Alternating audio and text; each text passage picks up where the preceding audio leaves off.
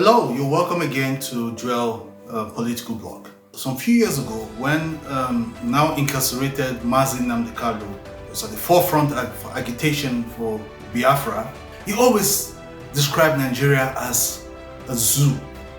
Although at the time I didn't like the word, describing Nigeria as a zoo, but right now I'm beginning to take the position of Mazi Nnamdi Kanu describing Nigeria as a zoo. Because otherwise, how do you describe one single individual, among other things, building 753 houses from stolen public funds? It is not only outrageous, it is mind-blowing.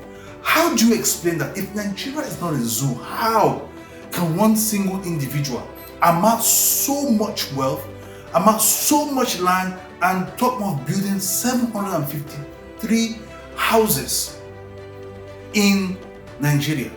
One person appointed into public office. This is really, really outrageous. And what is even more outrageous is the fact that the EFCC will say a top brass. Why don't you just name this person? This is somebody who has stolen the collective wealth, the commonwealth of the entire Nigerian and future even yet unborn.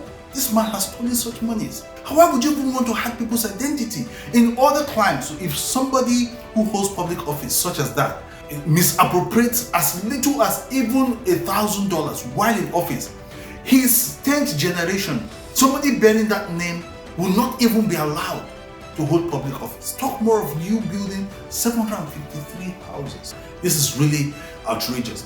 And there's not just that. So many things are happening in Nigeria, and and has left so many people wondering, is Nigeria a zoo? Because otherwise, how do you expect somebody who has a case, a corruption case hanging against on his head with the EFCC, is the Senate president of Nigeria? If Nigeria is not a zoo, how come we have sham elections after we've spent billions upon billions of naira? We still have sham elections, and then we still have the go to court syndrome. They just tell you go to court. Nobody cares about the system. Because otherwise, if Nigeria is not a zoo, how do you explain that the current governor of Imo State, in the elections, the first tenure came fourth in the election, and in a twist of technical whatever, I don't understand, the Supreme Court said he was the governor? This can only happen in Nigeria. If Nigeria is not a zoo, how do you explain the issue of Yaya Bello and the EFCC?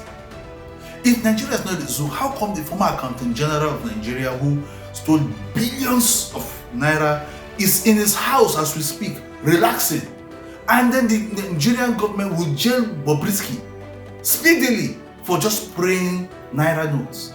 And if Nigeria is not a zoo, how do you explain former EFCC chairman Abdulrasheed Bawud, all of the corruption charges is in his house sleeping, while the ordinary Yahoo boys have been arrested? Somebody will steal a phone, he'll get 10 years imprisonment, and people are stealing pension money, stealing public funds, and they're in their houses. They just parade them, get them bail, they're in their houses. That's all. Otherwise, if Nigeria is not a zoo, how can these things happen? If Nigeria is not a zoo, how come someone like former President Buhari is not in jail? Somebody you just woke up unilaterally without due process, just approved the change of the naira, leading to death of people, suffering, and the matter is just there. We're just going about as if nothing happened, and Buhari is in his house in Daura, relaxing. How do you explain that if Nigeria is not a zoo? How do you explain something like this? If Nigeria is not a zoo, how come somebody like Olusegun Obasanjo is still working freely without accounting for the 16 billion spent on electricity to bring electricity? Nigeria is still in darkness with the national grid collapsing every AK market day. How do you explain all of this? There's so many things that happen in Nigeria that when they say some things cannot only happen in Nigeria, if you think something is not possible in Nigeria, it is already happening.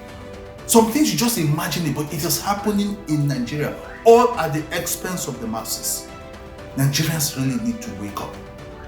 Because we keep celebrating these people who have done us so bad, mismanaged our commonwealth, and they're still there parading as elites, even with state security. We really need to wake up, because otherwise, it's Nigeria is zoo. Please, I just need your opinion about this. So please don't forget to subscribe and follow me on Instagram, and subscribe to my YouTube channel. Follow me, and let's have this continuous discussion on how we can help to salvage Nigeria. Thank you.